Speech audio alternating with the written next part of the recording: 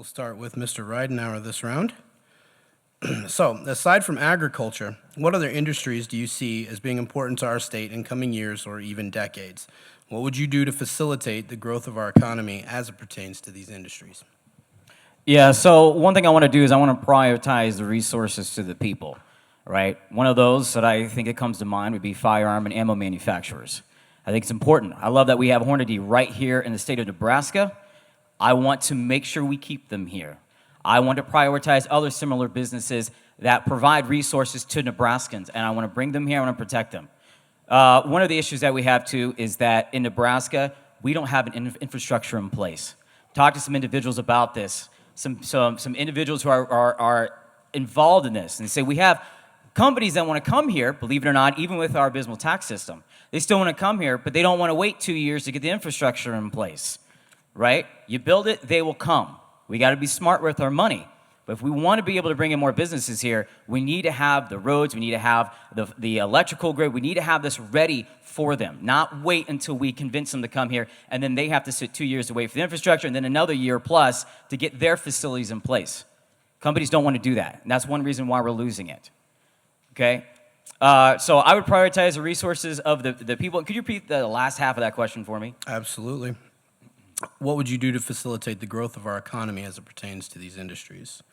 Right. So, and you talked about, I think in the initial part, you mentioned something about experience in somewhere or with aside from agriculture, what other industries do you see as being important to our state in coming years or even decades? Thank you. Technology's big. My background is all technology, guys. I get it. Technology, it doesn't mean I know everything about technology, but I'll tell you one thing I do know is when we shouldn't use technology, when it's vulnerable, when it can be manipulated, when it's a danger for the people, but also how we can implement technology. We have Google, we have Facebook here. I know a lot of people don't like those. A lot of people don't like them, right? But keep your, enemies, your friends closer and enemies closer. If we have an issue with companies like this, is it bad that they're in Nebraska? I don't think so. I don't think so, because we get a hand in this, and we can control that. We can work with them, and that's really important. And so we want to build that infrastructure, get this broadband out here, right? We could go on about this all night, but there's a few instances for you.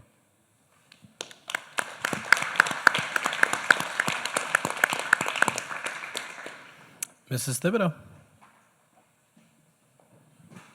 Well, I know aside from agriculture, but I also don't want to forget, 80% of Nebraska's economy and the fact that because of taxes and lack of tax reform, we're afraid that a lot of our farmers and ranchers are not going to have a farm or a ranch to turn over to the younger generation. So we do need to focus on that, but we also have to focus on other things in the economy.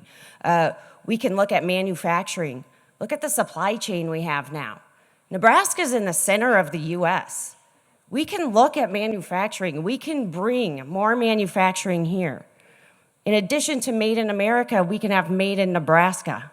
That will bring jobs. That will bring people. It also goes back to our education as well.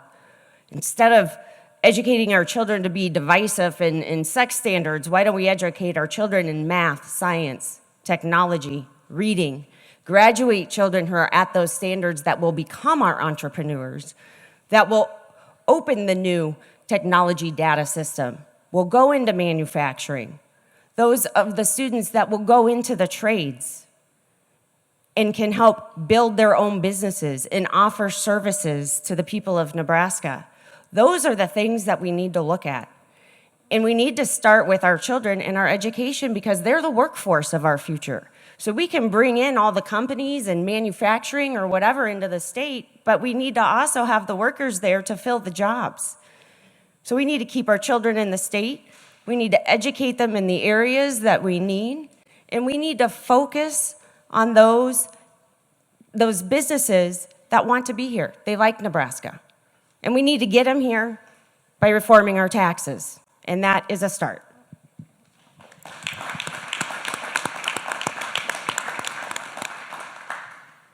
Okay. Mr. Connolly. Now, when I was in the Marines, I worked on helicopters, so don't start my time yet. Could you repeat the question? Because it kind of was mumbly and I couldn't hear it. I heard a little bit about tech and business, but that was it. No problem. So aside from agriculture, what other industries do you see as being important to our state in coming years and decades? What would you do to facilitate the growth of our economy as it pertains to these industries? Aside from agriculture. Wow, that's too bad, because I really wanted to jump on the agriculture. I'm going to steal just a little bit of time for the ag. At the independent cattlemen owners of Nebraska, one of the problems that they ran into up there is they have these big packing plants, and two of them are owned by Brazil that basically control most of the meat packing across the United States. One of them is owned by China, another one is by the wealthy Cargill family. And we are vulnerable right now as a state. We are at the mercy of other countries and other states as far as our basic produce, our agriculture. Right now, the United States is in a serious dilemma. We've already gone far past what any country ever has in the past as far as our national debt and being able to recover from it. We've gone off the cliff. And I believe that in the future, Nebraska will have to be able to stand independently on its own and work as a standalone state. We need to be the strongest, most conservative place that there is right here in Nebraska and regrow America starting here in the center. As she mentioned, we are at the crossroads. We've got Interstate 80 that goes all the way from San Francisco to New York. It runs right through the middle of Nebraska. We have the Trans-American Highway, that's Highway 81, goes from Canada to the tip of Argentina. We are at the crossroads. We could be a very, very vital place to have industries come. One of the things we need to do for our education as well is to start I hate that yellow paddle, is to start apprenticeship programs, because when I was in high school, there were all kinds of apprenticeship programs. Many of the different occupations and fields and everything here in Nebraska don't have anyone qualified to work in them, which is also streams over to the illegal alien problem. We have to bring them into the state to work because we haven't trained our own students in how to operate and do all of these various, I'm going to get red paddle, right? He's picking it up. All these various things. We need to work on our education. We have the crossroads for the state. I won't repeat what everyone else said.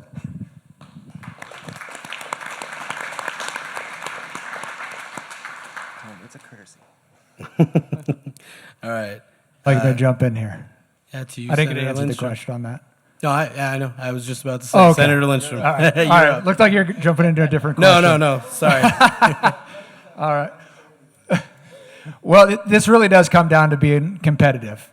And right now, Nebraska is not competitive in its tax structure. And so if we're going to grow Nebraska, we're going to have to change the tax structure. We have a 1967 tax code. We put a lot of Band-Aids over that tax code over decades. And it's put us in a position that's eroded our sales tax base. It is pit people against each other when it comes back down to the power and the money. And we haven't been able to grow our industry, not only in agriculture, but in our tech sector, in our insurance sector. And that is a problem. So in the first session of the legislature and as governor, I would strategically have senators carry bills on behalf of the governor to finally fix the tax code. Not only on the individual and corporate tax side, but also the property tax side, sales tax side, because you can't do one in a vacuum. We have to take on this as a whole, and my experience in the legislature has been doing that, and I have passed bills dealing with reforming tax code. But we have to keep our companies here in Nebraska. The first and foremost in any type of business is keep your clients and customers happy first, then we can go out and be more aggressive on keeping them here. But the first thing that we need to do is to reform our tax code and get that done. This next session, as we go back into January, we have a lot of tools in our tool chest down at DED and what we do to be able to promote, whether it's Imagine Nebraska Advantage Act, Business Innovation Act. But there is one more thing that other states have that we don't have, and that's a governor's closing fund. And when we get into a competitive situation with bringing companies here, not only with Silicon Prairie, the dairy industry, within the packing industry, in every instance, we are not competitive, not only from the tax code standpoint, but we don't have certain things that we can finalize some of those deals. And this next session, I will be bringing a bill that is a governor's closing fund to add another tool in the tool chest for us rolling into 2023 and finally righting the ship. And this is one of those issues we've been talking about for a long, long time, decades, since 1967. I would just simply point out the experience of getting it across the finish line. People said that about Social Security income. I passed that. I will pass a tax reform bill that gets us competitive and puts us in the driver's seat across the nation.